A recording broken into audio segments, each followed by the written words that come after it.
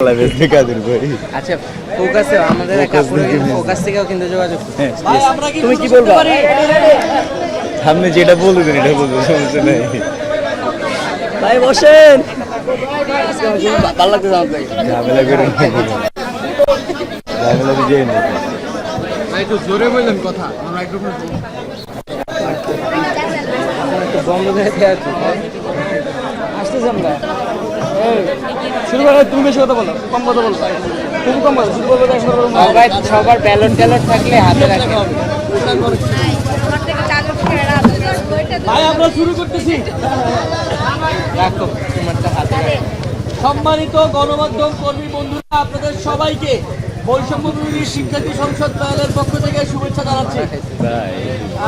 আপনারা জানেন ডাকসু নির্বাচনের দক্ষিণ 12 দিন প্রত্যেকটি প্যানেল এবং প্রত্যেকজন প্রার্থী উৎসাহের সঙ্গে প্রচারণা চালিয়েছে। আজকে প্রচারণার শেষ দিন, রাত 11টার মধ্যে সবাই প্রচারণার কার্যক্রম শেষ করবেন এমনটি আমরা প্রত্যাশা করি।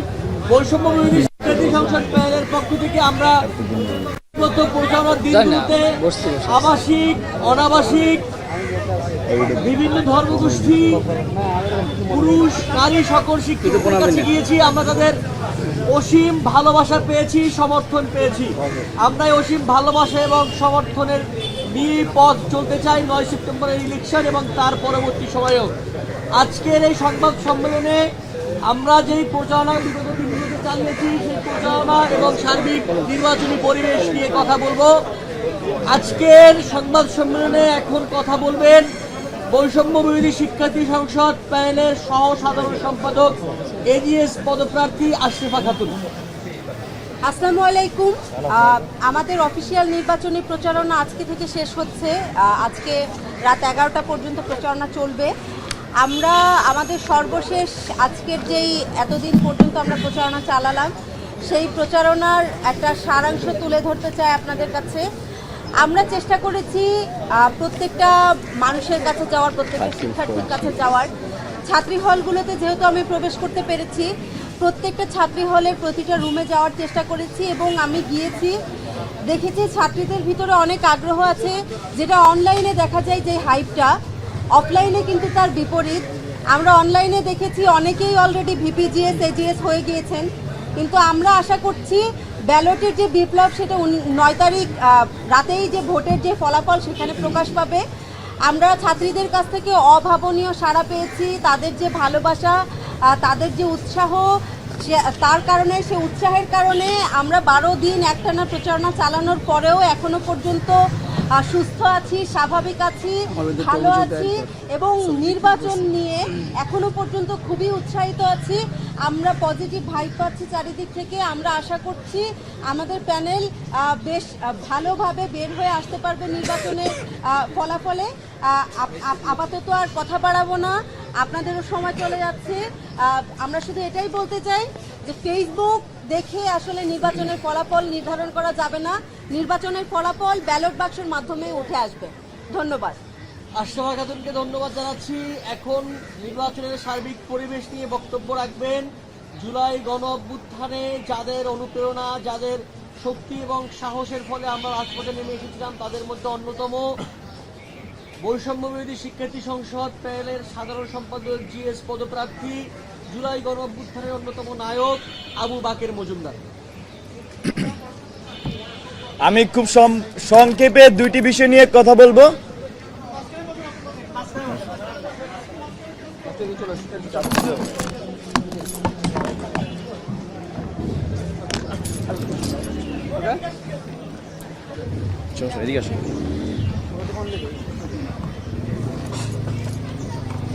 আসসালামু আলাইকুম। শুরুতে সাংবাদিক বন্ধু সহ যারা উপস্থিত আছেন সবাইকে ধন্যবাদ জানাচ্ছি।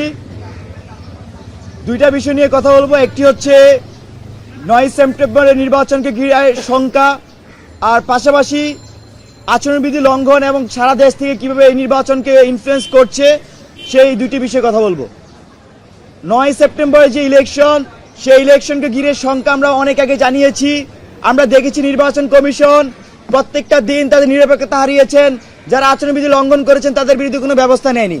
আরেকটি বিষয় আপনারা লক্ষ্য করবেন, আমরা এই 12 দিন যে শিক্ষার্থীদের ধরে ধরে পুছিয়েছি, তারা একটা কমন সংখ্যা জানিয়েছে যে তারা ভোটের দিন ঠিকমতো ভোট দিতে পারবেন কিনা। কারণ যে নির্বাচনের আমাদের যে কেন্দ্রগুলো বেশিরভাগ কেন্দ্রই শিক্ষার্থীদের অনুকূলে না। বিশেষ করে যেভাবে কেন্দ্র স্থাপন করা হয়েছে, আপনি কার্জনে দেখবেন একটা বিল্ডিং এ 3টা হলকে দেওয়া হয়েছে। এটা কোনোভাবেই যৌক্তিক না। এখানে আরো অনেকগুলো বিল্ডিং ভবন খালি ছিল, চাইলে সেগুলোতে দিতে পারতো। আপনারা দেখবেন বঙ্গমাতা কুয়েতমতি হলকে দিয়েছে ঢাকা বিশ্ববিদ্যালয় ক্লাবে। আপনারা দেখবেন যে হলপাড়া হলগুলো দিয়েছে উদয়নে। আপনারা দেখবেন শামসুন্নাহর হলকে দেওয়া হয়েছে ইউলাইব স্কুলে।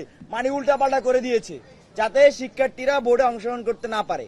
এটাই আমরা মনে করি যে বিশ্ববিদ্যালয়ের যে নির্বাচন কমিশন গঠন করেছে ইলেকশনের, তারা এখানে ইলেকশন ইঞ্জিনিয়ারিং এর মধ্যে জড়িত এবং শিক্ষার্থীরা আশঙ্কা করছে 9 সেপ্টেম্বরের ইলেকশনকে ঘিরে কোনো ধরনের ইঞ্জিনিয়ারিং হয় কিনা, শুধুমাত্র একটি গোষ্ঠীকে জিতানোর জন্য কেউ কাজ করছে কিনা। এই প্রশ্নটা প্রায় বেশিরভাগ শিক্ষার্থী আমাদেরকে করেছে। আমাদেরকে তারা বলেছে যে আপনারা ইলেকশনের দিন সজাগ থাকবেন, কারণ এই ক্যাম্পাসকে আমরা দেখেছি কিভাবে কুক্ষিগত করে ফেলেছে ছাত্রলীগ। নতুন করে কেউ কুক্ষিগত করে কিনা এই নজরদারি আপনারা রাখবেন। আর দ্বিতীয় যে বিষয়টি, ইতিমধ্যে ঢাকা বিশ্ববিদ্যালয়ে অসংখ্য শিক্ষার্থী অভিযোগ জানিয়েছেন, অসংখ্য শিক্ষার্থী তাদের ফেসবুকে জানিয়েছেন, স্ক্রিনশট তারা দিয়েছেন। তারা বলছেন যে লোকাল বিএনপি নেতারা তাদের ফ্যামিলিতে গিয়ে প্রেসার দিচ্ছে, লোকাল জামাতের লোকজন যায় ঢাকা বিশ্ববিদ্যালয়ের শিক্ষার্থী পরিবারকে প্রেসার দিচ্ছে যে ছাত্রদলের ব্যালটে ভোট দিতে বা শিবিরে ব্যালটে ভোট দিতে। এবং শিক্ষার্থীরা আশঙ্কা প্রকাশ করছেন যে ওনাদের যে ইনফরমেশন কোথা থেকে পেয়েছে। আমরা শুনতে পেয়েছি বিশ্ববিদ্যালয় থেকেই এই যে ধ্বজভঙ্গ আমাদের রেজিস্ট্রার বিল্ডিং, এখান থেকে নাকি ইনফরমেশন চুরি হয়েছে। আমি ঢাকা বিশ্ববিদ্যালয়ের প্রশাসনকে এখান থেকে স্পষ্টভাবে বলতে চাই, আপনারা যদি এই বিশ্ববিদ্যালয়কে ঠিকমতো না চালাতে পারেন, শিক্ষার্থীদের এই সিকিউরিটি না দিতে পারেন, তাদের তথ্য ঠিকমতো রাখতে না পারেন, আপনারা দায়িত্ব ছেড়ে দেন। এইভাবে চলতে থাকলে ঢাকা বিশ্ববিদ্যালয়ের শিক্ষার্থীরা আপনাদের প্রতি যতটা হতাশ হয়েছে, সব মিলিয়ে তারা পুরোপুরি মুখ ফিরিয়ে নিতে বাধ্য হবে। আমরা যারাই এই যে কাজগুলোর সাথে জড়িত, শিক্ষার্থীদের ইনফরমেশন চুরি করে লোকাল বিএনপি, লোকাল জামাত দ্বারা শিক্ষার্থীদেরকে প্রভাবিত করছেন, ফোন দিচ্ছেন, তার ফ্যামিলিতে গিয়ে ভয়ভীতি দেখাচ্ছেন, প্রেসার দিচ্ছেন, তাদেরকে হুঁশিয়ারি করে দিতে চাই, এরকম করতো হাসিনা, আপনারা হাসিনার মতো হবেন না। এরকম করতো ছাত্রলীগ, আপনারা ছাত্রলীগের মতো হবেন না। এই ঢাকা বিশ্ববিদ্যালয়ের শিক্ষার্থীরা জানে তার যোগ্য প্রতিনিধিকে। এই ঢাকা বিশ্ববিদ্যালয়ের শিক্ষার্থীরা 9 সেপ্টেম্বর তাদের যোগ্য প্রতিনিধিকে তারা খুঁজে নিবে। ব্যালট বিপ্লবের মাধ্যমে তারা তাদের যোগ্য প্রতিনিধিকে নির্বাচিত করবে। কোন তোলারাম, কোন ওই সেই ইউনিয়নের ছাত্রদল নেতা যে আপনারে বলে দিতে হবে না ভাই যে আমার কারে ভোট দিতে হবে। আপনি জানেন না যে ওই মেয়ে বা আমার মেয়ে বন্ধু, আমার ছেলে বন্ধু কোন স্ট্রাগলের মধ্যে দিয়ে ঢাকা বিশ্ববিদ্যালয়ে বড় হচ্ছে। আপনি ইউনিয়ন ছাত্রদলের সভাপতি হইতে পারেন, কিন্তু আপনি যাইয়া ভোট দেওয়ার জন্য প্রেসার করেন না। আপনি ঢাকা বিশ্ববিদ্যালয়ে আসেন, আইসা ভর্তি হন, পড়াশোনা করেন। যদি ওই ছাত্র নেতারা আপনার কাছে যোগ্য মনে হয়, তাহলে তাকে আপনি ভোট দেন। কিন্তু আপনি এখানে যে পড়াশোনা করতেছে তার বাড়িতে যে হামলা করেন না, তার বাড়িতে যে প্রেসার ক্রিয়েট করেন না। ঢাকা বিশ্ববিদ্যালয়ের শিক্ষার্থীরা কিন্তু এই ভোটের মাধ্যমেই আপনাদের এইসব অপকর্মের বিরুদ্ধে যথাযথ জবাব দিবে, সে আশা ব্যক্ত করছি। এই পর্যায়ে আপনাদের সামনে কথা বলবেন আমাদের প্যানেলের ভিপি পদপ্রার্থী, 9 দফার ঘোষক, জুলাই অভ্যুত্থান অন্যতম সংগঠক এবং ঢাকা বিশ্ববিদ্যালয়ের যার দীর্ঘ ইতিহাস, যিনি ছাত্রলীগের আমলে সবসময় মেরুদণ্ড সোজা করে চলেছেন, যিনি আওয়ামী আমলে জেল কেটেছেন, যিনি এই ক্যাম্পাসের শিক্ষার্থীদের প্রত্যেকটি যৌক্তিক দাবির পক্ষে ছিলেন, সেই আব্দুল কাদের 9 দফার ঘোষক আমাদের ভিপি পদপ্রার্থী আপনাদের সামনে এখন কথা বলবেন। আসসালামু আলাইকুম। সাংবাদিক বন্ধুদেরকে সালাম এবং শুভেচ্ছা জানাচ্ছি, সংগ্রামের শুভেচ্ছা জানাচ্ছি। প্রিয় বন্ধুগণ, আজকের এই ঐতিহাসিক মুহূর্ত দাঁড়িয়ে আমরা একটু স্মৃতিচারণ করি। আমাদের অনেক লড়াই সংগ্রাম, আমাদের মনে হয়েছে আজকে একটু আত্মতৃপ্তি লাগতেছে যে লড়াই সংগ্রাম একটু পরিণত হতে যাচ্ছে, যে আমরা একদিন দীর্ঘদিন লড়াই করে গেছি, শিক্ষার্থীদের কোনো প্ল্যাটফর্ম নাই, কথা বলার মতো কেউ নাই। আমরা প্রতিকূল পরিস্থিতি যেমনভাবে কথা বলে গেছি, 5 আগস্টের পরে আমরা শিক্ষার্থীদের অধিকারটা রক্ষা করার জন্য আমরা ইনফর্মাল কাজ করে গিয়েছি। আমাদের মনে হচ্ছে শিক্ষার্থী এখন ফর্মাল প্রতিনিধিত্ব যাচ্ছেন, এটা আমাদের জন্য অত্যন্ত সৌভাগ্যের একটা বিষয়। আমাদের সৌভাগ্যের বিষয় আরেকটা বিষয় হচ্ছে যে এই যে দীর্ঘ লড়াই সংগ্রাম, তাদের ফর্মাল প্রতিনিধিত্ব নির্বাচনের যে রূপরেখা তৈরি করার জন্য আমরা তাদের পাশে থাকতে পেরেছি, এটা আমাদের সৌভাগ্যের বিষয়। প্রিয় উপস্থিতি, আপনারা জানেন ডাকসু নির্বাচনের দিনক্ষণ সবকিছু ঠিক হয়েছে, প্রচারণার দিন তারিখ ঠিক হয়েছে। গত বেশ কয়েকদিন যাবৎ আমরা প্রচারণা করেছি, বিভিন্ন প্রার্থীগণ প্রচারণা করেছেন, বিশ্ববিদ্যালয় নির্বাচন কমিশন প্রচারণা কিছু আচরণবিধি সেট করে দিয়েছেন। আমরা আমাদের জায়গা থেকে সর্বোচ্চ চেষ্টা করেছি বিশ্ববিদ্যালয়ের বেঁধে দেওয়া আচরণবিধি সেগুলা মান্য করে প্রচারণা চালানো, কিন্তু আমরা এক্ষেত্রে কিছু অসঙ্গতি দেখেছি অন্যান্য প্রার্থীদের থেকে, অন্যান্য সংগঠন থেকে, অন্যান্য দল থেকে। সেটা যদি আমি এক এক করে বলি, প্রথম কথা হচ্ছে নির্বাচন কমিশনের বেঁধে দেওয়া আচরণবিধি ছাত্র দলের জিএস পদপ্রার্থী তিনি ব্রেক করেছেন। কিন্তু আমরা দেখেছি নির্বাচন কমিশন কারোর সাথে আলাপ আলোচনা না করে কিন্তু তারা মনোনয়নপত্র উত্তোলনের দিন বাড়িয়েছেন। আমরা দেখেছি যে যারা হচ্ছে ব্যালট পেস্টুন যারা টানিয়েছেন সেগুলো তারা উঠান না, নির্বাচন কমিশন বারবার করে তাদেরকে নির্দেশনা দেওয়ার পরেও পরে আমরা কি দেখেছি, এই নতজারু নির্বাচন কমিশন নিজে গিয়ে পেস্টুনগুলো তারা নিজেরা তুলেছেন। আমরা এমন আহামকি কাজ করবার নির্বাচন কমিশন থেকে আমরা দেখেছি। আমরা এর বাইরে সবচেয়ে বড় যে অসঙ্গতি আমরা দেখেছি প্রথম দিন থেকে যে জামাতের লোকজন তারা বাড়িতে বাড়িতে গিয়ে কার বাড়িতে ঢাকা বিশ্ববিদ্যালয়ের তার ছেলে, তার মেয়ে, তার ভাই বোন ভোট দিতে তাদেরকে অনুরোধ করতেছেন যে ধর্মের পক্ষ হলে আপনি এখনই একটু জামাতকে ভোট দিন, যে শিবিরে যে মনোনীত ব্যক্তি সাদিক কাইয়ুম কিংবা ফরহাদকে ভোট দিন, শিবিরকে ভোট দিন। আমরা দেখেছি জামাত কিংবা শিবির তাদের প্রতিষ্ঠানগুলোকে কিভাবে কাজে লাগিয়ে শিক্ষার্থীকে ইনফ্লুয়েন্স করতেছে। আমরা দেখেছি ফোকাসকে কিভাবে কাজে লাগিয়ে প্রায় 3700 শিক্ষার্থীদের মিলন মেলা তারা তৈরি করতেছেন। সেখানে আবার প্রধান গেস্ট থাকেন শিবিরের প্যানেলের ভিপি পদপ্রার্থী প্রধান গেস্ট থাকেন। এটা যদি হয় অবস্থা, আমরা মনে করি তাদের নৈতিক সমর্থন তারা হারিয়েছেন। আমরা দেখেছি জামাতের নেতা কর্মীরা কিভাবে টিএসসিতে এসে বসে থাকেন। আমরা দেখেছি বিএনপির নেতা কর্মীরা কিভাবে টিএসসিতে এসে বসে থাকেন। আমরা দেখেছি বিএনপির নেতা কর্মীরা কিভাবে বাড়িতে বাড়িতে গিয়ে অনুরোধ করতেছেন, নির্দেশনা দিচ্ছেন, বারবার করে ক্ষেত্র বিশেষ মনে হচ্ছে একটু বিরূপ মনোভাব তৈরি করতেছেন যে ছাত্র দলের মনোনীত প্রার্থীকে ভোট দেওয়ার জন্য। আমরা মনে করতেছি এটা স্পষ্টতভাবে আচরণবিধি লঙ্ঘন এবং নৈতিক সমর্থন তারা হারিয়েছেন। আপনারা দেখেছেন, আজকে আমরা দেখেছি যে আমি প্রচার করতে দেখেছি যে জামাতের কয়েকজন ব্যক্তি তারা দেখলাম হচ্ছে শিবিরের প্রচারণা করতেছেন ক্যাম্পাসের মধ্যেই। কিন্তু আমরা দেখেছি, দেখেন আমরা যখন হলগুলোতে প্রচারণা করতে যাই তখন দেখি কি যে আমাদের সামনে থেকে শিক্ষার্থীরা গেট দিয়ে দল বেঁধে বের হচ্ছেন, লেগুনা ভাড়া করে নিয়ে শিক্ষার্থীকে নাজিরা বাজার নিয়ে যাচ্ছেন। আমরা আবার যখন থেকে আবার বের হওয়ার সময় থেকে আবার তারা নিজে খেয়ে আসছেন, আবার এক পোটলা নিয়ে আসছেন আশা করে। আমাদের মনে হচ্ছে আমরা কি হলগুলোতে যাবো প্রচারের জন্য নাকি নাজিরা বাজার যাবো। এই যে অসঙ্গতি দেখতেছি, এই যে কালাকানুন তারা তৈরি করছে শিক্ষার্থীকে ভোট ব্যাংক দেওয়ার জন্য, আমাদের মনে হয় যা শিক্ষার্থীদের সাথে সম্পৃক্ততা নেয় বিগত 5-7 বছরে, যে নতুন করে ডাকসু কেন্দ্রিক ক্যাম্পাসে হাজির হয়েছেন, 3 বছর আগে যা ছাত্রত্ব শেষ, 5 বছর আগে যা ছাত্রত্ব শেষ, যে এখন সবকিছু নিয়মকানুন ব্যত্যয় করে ডাবল আম্পিল করে যিনি ডাকসুতে নির্বাচন করতেছেন, তার এখন শুধুমাত্র নাজিরা বাজারে তার ভরসা, তার এখন ফোকাসে তার ভরসা, তার এখন ভরসা হচ্ছে ইউনিয়ন ছাত্র দলের সভাপতি সেক্রেটারি, তার ভরসা হচ্ছে জামাতের ছাত্র দলের সভাপতি সেক্রেটারি।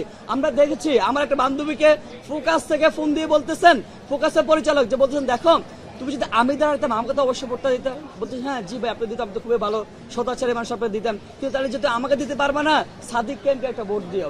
এই হচ্ছে পরিস্থিতি। তো এখন যে ইমোশনালি আপনার হচ্ছে ব্ল্যাকমেল করা হচ্ছেন, বাড়িতে বাড়িতে বাবা মার কাছে ধর্ণা দিচ্ছেন, বাবা মার কাছে বসে থাকতেছেন, আমরা মনে করতেছি যে আপনার আসলে খুঁটির জোরটা নেই।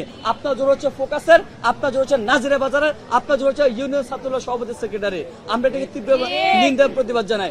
প্রিয় উপস্থিতি, আপনারা জানেন যে বিগত দিন থেকে যে করে ফ্যাসিবাদী আমলে আমরা লড়াই সংগ্রাম জারি রেখেছি। সে যদি আমি আমার কথা বলি, আমাদের প্যানেলের প্রত্যেকটা ব্যক্তি কিন্তু ফ্যাসিবাদী আমলে সামনের সারি থেকে আমাদের বাকের মজুমদার, যার নামে এখন অনেকে উচ্চারণ করছেন সেটাকে ছাত্রলীগ করতে। আর ভাই, ছাত্রলীগের আমলে সবচেয়ে অল্প কয়েকজন ব্যক্তি যে সম্মুখ সারিতে ছাত্রলীগের চোখে চোখ রেখে কথা বলেছিল, বাকের মজুমদার তার মধ্যে একজন।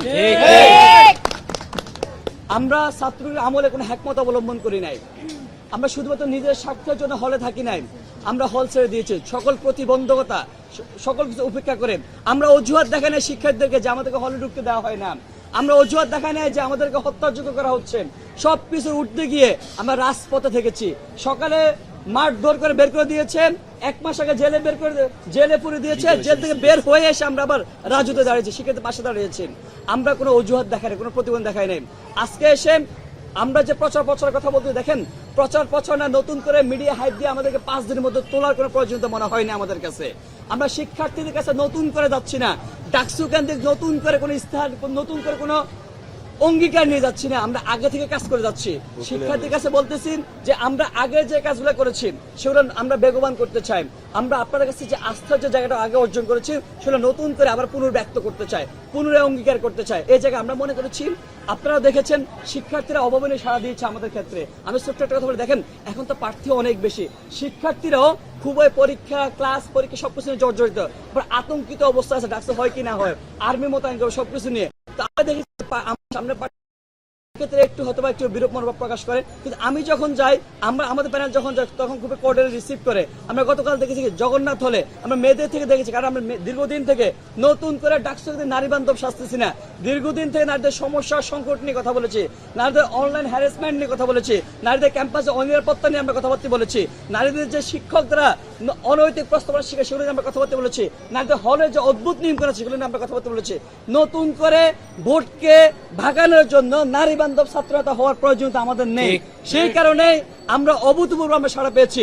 আমরা মনে করতেছি আপনারা যারা মনে করেন নাজিরা বাজার গিয়েই শিক্ষার্থীদেরকে ভোটটা আপনি ভাগিয়ে নেবেন, অথবা আমি আরেকটা কথা বলি, দেখেন শিক্ষার্থীরা হয়তো যারা ফার্স্ট ইয়ার সেকেন্ড ইয়ার যারা আছেন ভাবতেছেন যে ভাই তো আমাকে টান 8 দিন খাওয়াইলো, ভাইকে ভোট না দিলে হয়তো বা ভাই নাফরমানি হয়ে যাবে। ভাই বড় নাফরমানি হবে ওইটাই, শুধুমাত্র ভাই আপনাকে 1000 টাকা কিংবা 2000 টাকা খাওয়ানোর জন্য যদি ভাইকে ভোট দিয়ে দেন, ওই ভাই পরবর্তী গিয়ে আপনার জন্য কাজ না করে ভাই নিজের জন্য কাজ করবে।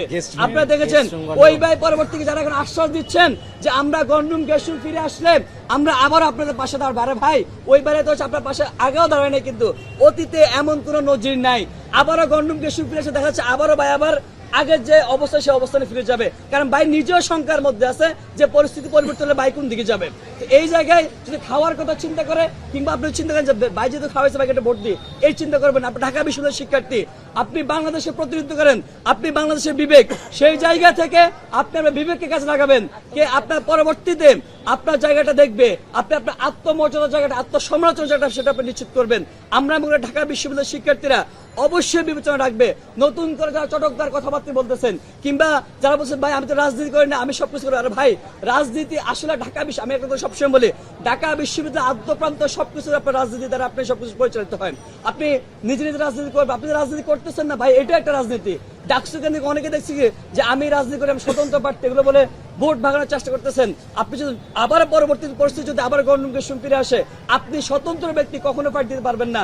একটা ঐক্যবদ্ধ গোষ্ঠী আর একটা ঐক্যবদ্ধ গোষ্ঠীর বিরুদ্ধে ফাইট দিতে পারবে, আপনি স্বতন্ত্র ব্যক্তি কখনো ফাইট দিতে পারবেন না। আমার মনে হয় ঢাকা বিশ্ববিদ্যালয় শিক্ষা যথেষ্ট সচেতন, তারা কখনোই এই যে বাড়িতে বাড়িতে গিয়ে প্ররোচনা দেওয়া কিংবা পরামর্শ দেওয়া কিংবা খাইয়ে কিংবা নানানবিধ মেকানিজম করে কিংবা নতুন করে ডাকসু কেন্দ্রিক নেতা হয়ে যাওয়া, নারীবান্ধব হয়ে যাওয়া, এগুলো তারা কখনো আমলে নেবেন না। শিক্ষার্থীরা অবশ্যই বিবেচনা করবেন তা এখন যে প্রতিশ্রুতি দিচ্ছে সেই প্রতিশ্রুতির আলোকে বিগত দিনের কর্মকাণ্ডে কোনো মিল আছে কিনা শিক্ষার্থীরা অবশ্যই সেটাই বিবেচনা করবেন।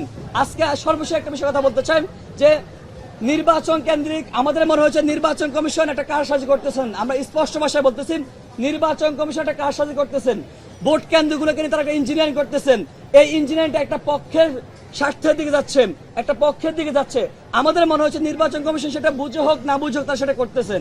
যদি বুঝে করতেছেন তাহলে তা আর কিছুই বলার নাই। ঢাকা বিশ্ববিদ্যালয় 39 শিক্ষার্থী তারা গাদ্দারিটা করতেছেন। আমাদের মনে হচ্ছে ভোট কেন্দ্রগুলো যত এত বছর পরে ভোট হচ্ছে, ডাকসু নির্বাচন হচ্ছে, আপনি যত সহজভাবে স্বাভাবিকভাবে শিক্ষার্থীদের দৌড় করে আপনি পৌঁছে দিতে পারেন, শিক্ষার্থী সহজে ভোট কেন্দ্রে উপস্থিত করতে পারেন, সেটা না করে যদি আপনি ভোট কেন্দ্র দূরবর্তী স্থানে দেন, এটা জটিল তৈরি করেন, সিস্টেমেটিক্যালি কৃত্রিম তৈরি করার মতো একটা পরিস্থিতি দাঁড় করিয়ে দেন। আবারও বলতেছেন যে ভোট কেন্দ্রের দিন জায়জামিলা হবে, আপনি সেখানে আর্মি মোতায়েন করবেন, এভাবে শিক্ষার্থীকে বিতৃষ্ণা তৈরি করতেছেন, ভোটের প্রতি বিমুখ তৈরি করতেছেন, তাহলে আপনি শিক্ষার্থীদের কাঠগড়ে আপনি দায়বদ্ধ থাকবেন একটা গোষ্ঠীকে সার্ভ করার জন্য। সর্বশেষ ঢাকা বিশ্ববিদ্যালয়ের শিক্ষার্থীর মধ্যে একটা আহ্বান জানাই, এত বছর পর ডাকসু নির্বাচন হচ্ছেন, আপনার প্রতিনিধি আপনি অবশ্যই নির্বাচন করবেন, জেনে বুঝে যোগ্য প্রার্থীকে নির্বাচন করবেন। শুধুমাত্র ভোট কেন্দ্রিক প্রতিশ্রুতি নয়, তার পূর্বের কর্মকাণ্ড বিবেচনা করে তাকে ভোট দিবেন।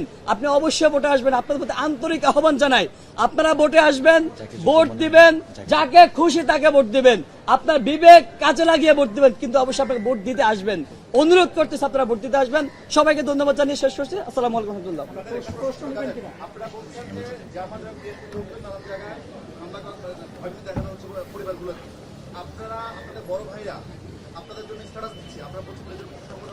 আচ্ছা আমি বলি এটা হচ্ছে নাহিদ ইসলাম উনি স্টেজ দিয়েছেন, সেটা তো আপনি বলতে চাচ্ছেন। নাহিদ ইসলাম ঢাকা বিশ্ববিদ্যালয়ের শিক্ষার্থী এখনো, তিনি ভোটার এবং একজন ভোটার হিসেবে তিনি যে কারো পক্ষ নিতে পারেন, যে কারো হয়ে প্রচার করতে পারেন। তো এটা খুবই তার গণতান্ত্রিক অধিকার, এটা কোনো আমি সমস্যা দেখছি না। নাহিদ ইসলাম মনে হয় না আপনাকে বা অন্য কাউকে গিয়ে বলেছে যে ভাই যে জোর করতেছে যে ভাই ওরে ভোট দিতে হবে বা ভাই আমাদের এই প্যানেলকে সবাই মিলে ভোট দিন, এরকম কিছু উনি বলেন না, আমি দেখেছি। উনি শুভকামনা জানিয়েছে, আমি বলি উনি শুভকামনা জানিয়েছেন নাহিদ ইসলাম, এবং তিনি ঢাকা বিশ্ববিদ্যালয়ের শিক্ষার্থী এবং ভোটার। আর হচ্ছে এখানে পুরো কমিউনিটি আকারে আমরা দীর্ঘদিন ধরে এই ক্যাম্পাসে কাজ করেছি। স্বাভাবিকভাবেই এখানে এই যে আপনি এই মধুর ক্যান্টিনের সামনেই এখানে ছাত্রলীগের মায়ের খেয়েছে আমি নাহিদ ইসলাম একসাথে। নাহিদ ইসলাম আমাকে শুভকামনা জানাতে পারেন, আমাকে চাইলে আরো 10 জন শুভকামনা জানাতে পারেন যে আমার সাথে, কিন্তু তিনি তো কাউকে ফোন দিয়ে বলতেছেন না যে বাকিরকে ভোট দিও। আশা করি যে আপনারা বুঝতে পেরেছেন। জি